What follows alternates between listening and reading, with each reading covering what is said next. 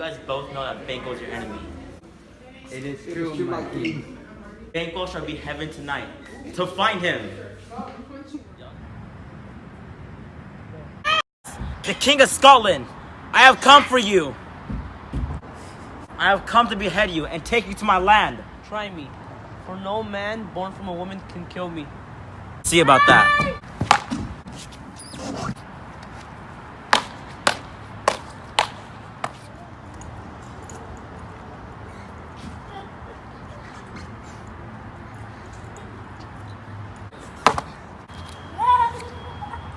I was ripped out of my mother's stomach. There are 3 important factors of greed that is being shown in the book. The first action that was being taken was when the 3 witches told Macbeth that he can become king if King Duncan was no longer around. His wife, Lady Macbeth, was also a greedy character in the story. Since she is in Macbeth's life, it was easy for her to convince Macbeth it was a good idea to take King Duncan's life. He later did what she said, and he had to deal with the consequences afterwards. He is filled with guilt from his actions. The lighting changed whenever something intense was about to happen. You can tell there was a lot of action when Eminado was shown through the characters. Sweat marks, movement markings, and dialogue are examples of Eminado. There were also many times where there was a close-up of a character's face. This was used to highlight certain features. There were different moves throughout the story depending on the setting.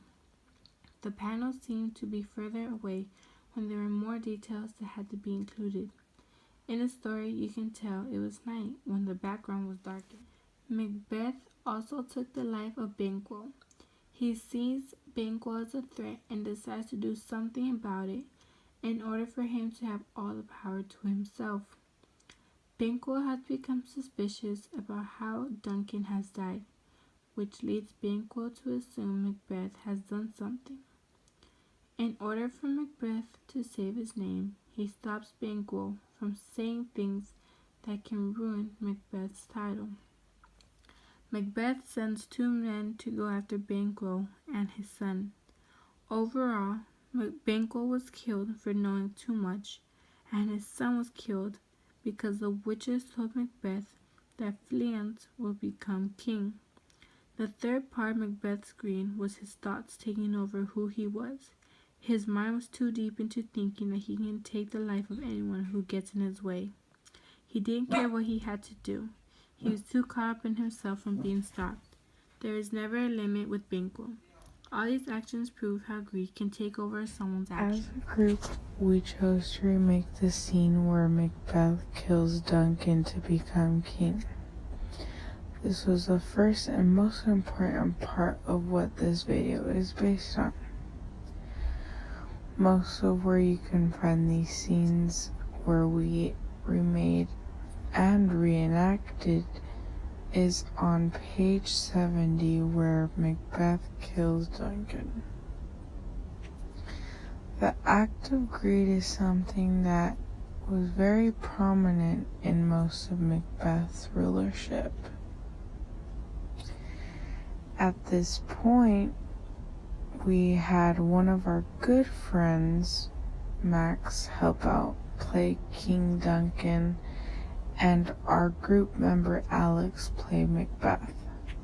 Max's only job was really just to act sleeping and dead.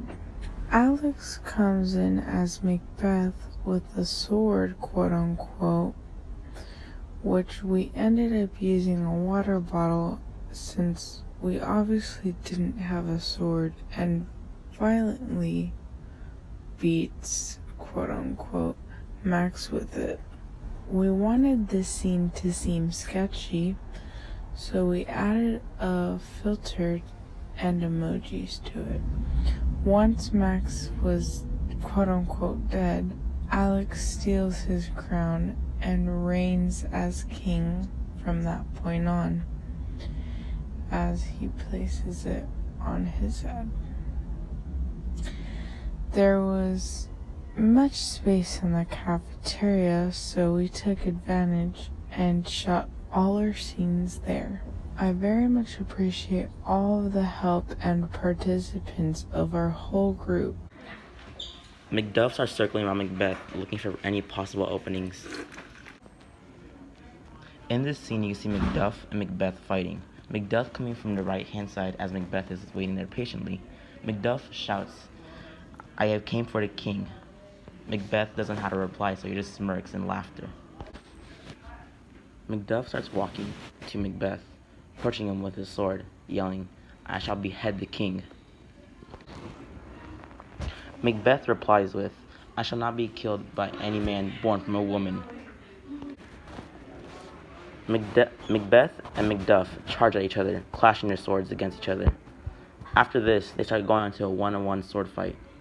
Macduff looking for any possible open areas to hit Macbeth, but Macbeth quickly blocks him with his sword. Macduff slowly circles around Macbeth, looking for any possible areas to hit him. Macbeth is just countering any moves that Macduff does.